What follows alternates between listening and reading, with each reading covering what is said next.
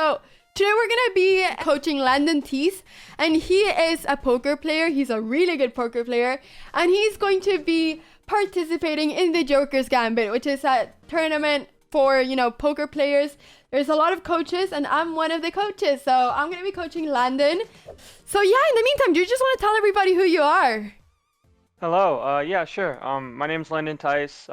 I play poker professionally, and I'm gonna participate in this Joker's Gambit chess tournament that's going on here in probably about a couple months. So Anna's here is gonna teach me how to get better.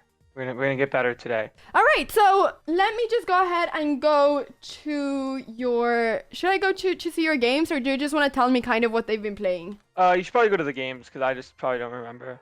All right, let me go ahead and do that. Let's see.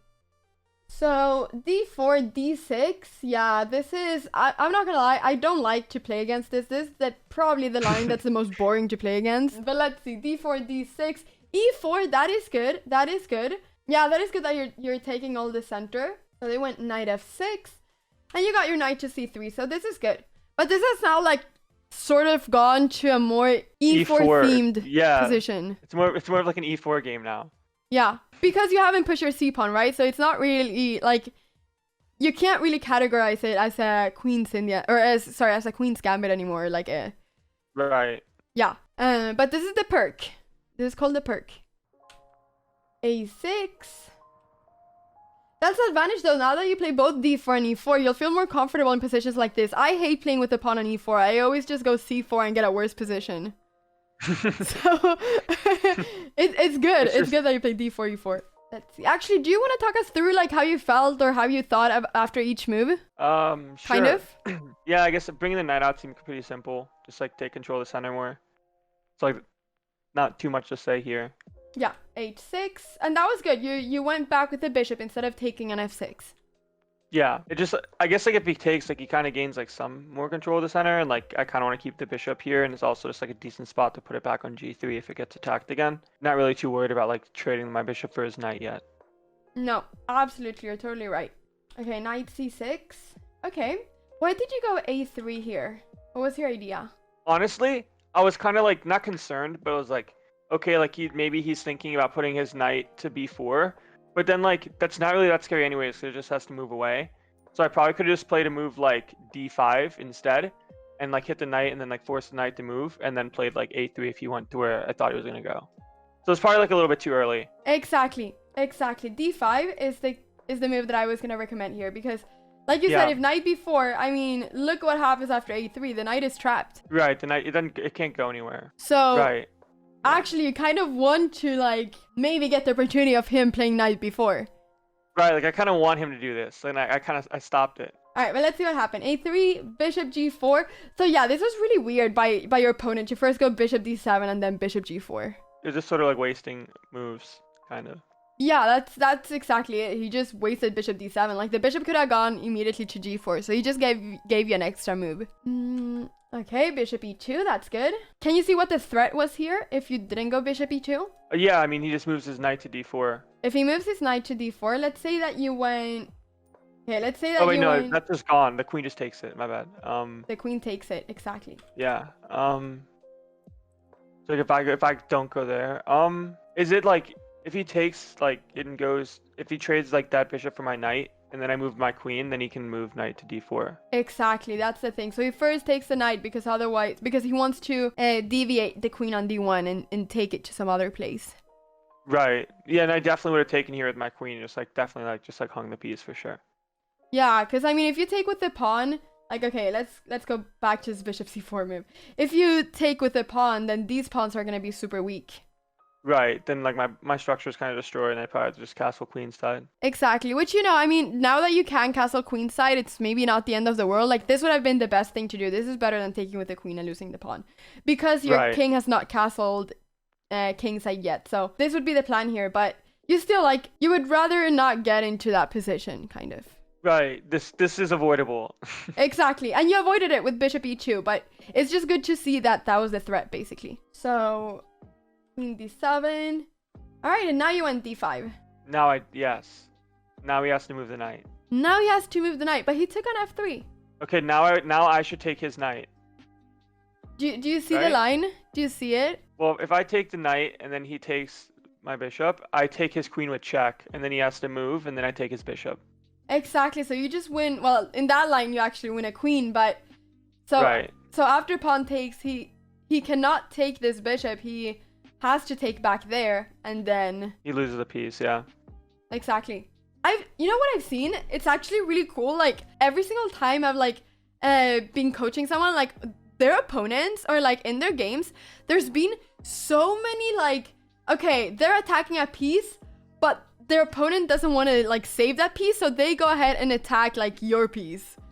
Right. I see it all the time. It happens all the time. I've seen it in puck chips as well. It was happening every single game. Like I just realized that people just don't like to defend their pieces. They just want to keep on attacking. They just want to attack your piece.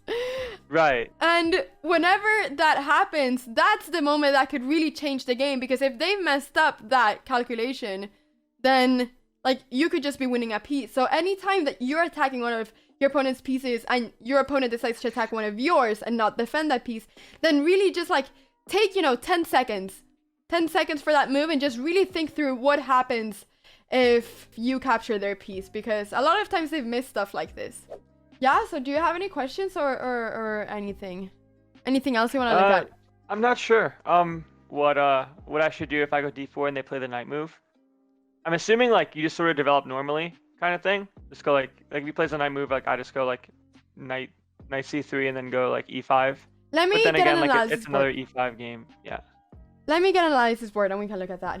So yes, knight f6. What did you say then? Like I would go like normally go like that, and then like have like ideas of going here. Yeah.